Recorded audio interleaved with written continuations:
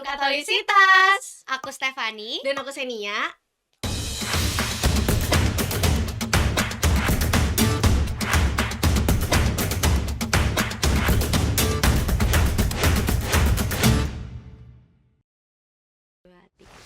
Jadi apa nih San yang belakangan lagi kamu alamin? Oke, jadi recently nih ya, akhir-akhir ini, kemarin itu aku abis dijadiin second choice jadi cadangan sama doi aku. Padahal kita tuh udah cukup lama bareng, udah hitungan tahun, tapi dia ketemu yang lain gitu. Terus abis itu aku dibilang ternyata aku second choice dia. Ya ampun, Itu sedih banget sih. Pasti kamu berat banget sih Udah ngalamin hal itu. Ya ampun, bener-bener San, pasti kamu gak nyaman banget gak sih ngalamin hal kayak gitu? Iya, dan langsung question kayak apakah aku kurang di mana sih selama ini gitu? Apakah emang ada yang salah gitu? Apakah aku tidak cukup memuaskan gitu? Kayak dari bintang 5 apakah aku bintang 3? Waduh. Pasti kamu bertanya-tanya gak sih kayak kenapa sih kan Tuhan pengen kita senang tapi kamu jadi sedih gitu Iya, gak sih? dan waktu itu aku juga jadi mikir, duh kenapa Tuhan kasih ketemu ya kalau misalnya aku jadi sedih kayak gini. Iya berat banget pasti sih kalau kamu sampai mengalami seperti itu, sampai bertanya-tanya kayak gitu. Aku paham banget sih rasanya kayak ditinggalin dan dikecewain sama orang, apalagi kayak yang lagi deket sama kita gitu kan. Dan itu pasti rasanya kayak miserable banget. Tapi kamu tahu gak sih Sen, ternyata Tuhan Yesus yang kita pikir hidupnya tuh kayak perfect banget gitu karena dia Tuhan gitu kan. Tapi ternyata dia juga pernah loh ditinggalin sama orang-orang terdekatnya waktu dia harus ngelewatin masa-masa pas dia dihakimin, difitnah gitu. Padahal Tuhan Yesus tuh pas itu gak salah apa-apa gitu. Tapi hampir semua orang yang bahkan bisa dibilang nih inner circle-nya dia gitu ya, itu bahkan ninggalin dia. Dan tentunya bahkan sampai sekarang ini gitu, pas lagi kita berdosa, kita manusia ini sekarang kita berdosa, kita pun juga sebenarnya ninggalin Tuhan loh Sen gitu. Dan pengalaman ditinggalin kayak gitu itu juga yang bikin Tuhan Yesus yang juga 100% manusia, yang punya perasaan kayak kita, juga ngerasain hal yang sama gitu. Dia ngerasa sedih, dia ngerasa gak dikasihi, mungkin sama kayak apa yang lagi kamu rasain sekarang ini Sen. Nah, dan karena inilah Yesus jadi satu-satunya yang gak pernah ninggalin kita, karena dia sayang sama kita dan dia tahu persis nih apa yang lagi kita rasain. Yesus nih satu-satunya pribadi yang sayang banget sama kamu, sama aku, dan sama teman-teman semua.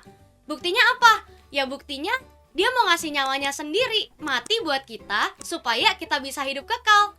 Kalau Tuhan gak sayang mah, biarin aja kita manusia jatuh dalam kekecewaan dan rasa putus asa, jatuh dalam dosa, terus masuk neraka. Tapi kan gak gitu.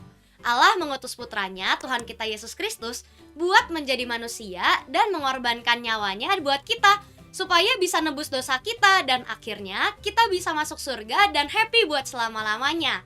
Kita sering baca tentang ini nih dalam Yohanes 3 ayat 16. Karena begitu besar kasih Allah akan dunia ini, sehingga ia telah mengaruniakan anaknya yang tunggal, supaya setiap orang yang percaya kepadanya tidak binasa, melainkan beroleh hidup yang kekal. Menyentuh banget gak sih? Apalagi kayak di dunia ini, kita pernah kan pasti di PHP-in sama orang yang ngomong misalnya, gue rela ngelakuin semuanya demi lu, tapi diminta tolong nganterin pulang ke rumah aja, bilangnya capek lah, apalah gitu kan. Tapi ini Tuhan bukan cuma ngomong doang bilangnya sayang sama kita, tapi dia benar-benar ngelakuin sayangnya itu ke kita, bahkan sampai rela mati demi kita. Gimana gak disayang coba sama Tuhan? Iya bener banget sih, Tuhan Yesus yang bener-bener kayak I will die for you. Betul. Udah I die for you, itu udah beneran. Dan tapi kenapa ya, kita tuh gak bisa bener-bener happy pas kita masih hidup di dunia. Tetap aja kita tetap sedih, tetap sakit. Nah kalau gitu, kita sama-sama belajar dari perumpamaan anak yang hilang ya Sen.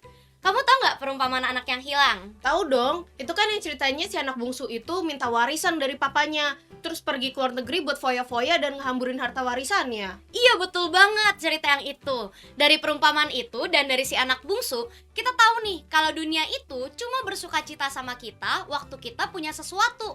Dalam case si anak bungsu ini ya pas dia masih punya uang. Pas dia udah nggak punya uang, ya udah nggak ada tuh yang mau main sama dia. Mungkin juga pas itu dia punya pasangan yang akhirnya ninggalin dia. Bahkan pas dia mau minta ampas makanan babi aja, gak ada yang mau ngasih ke dia. Makanya saking orang-orang tuh ngelihat dia gak berharga. Dan dari sini ya kita lihat kalau memang dunia itu gak nawarin kebahagiaan sejati yang kita pengen. Dunia itu nawarinnya kasih dan kebahagiaan yang semu. Yang waktu kita udah nggak punya apa-apa, ya udah hilang tuh semua kasih dan kebahagiaan itu. Ya kalau gitu sedih banget dong. Orang cuma mau ada pas happy-nya doang. Pas sedihnya nggak mau. Terus gimana dong, Steph? Kalau pas lagi kita ngalamin ditinggalin, pas lagi sayang-sayangnya nih kayak aku ini, dan aku yakin teman-teman lain juga banyak nih yang ngalamin case yang sama. Siapa dong yang bisa bener-bener sayang sama kita bahkan pas kita nggak punya apa-apa? Nah, Senia tahu nggak kelanjutan perumpamaan anak yang hilang setelah si anak bungsu udah nggak punya apa-apa lagi?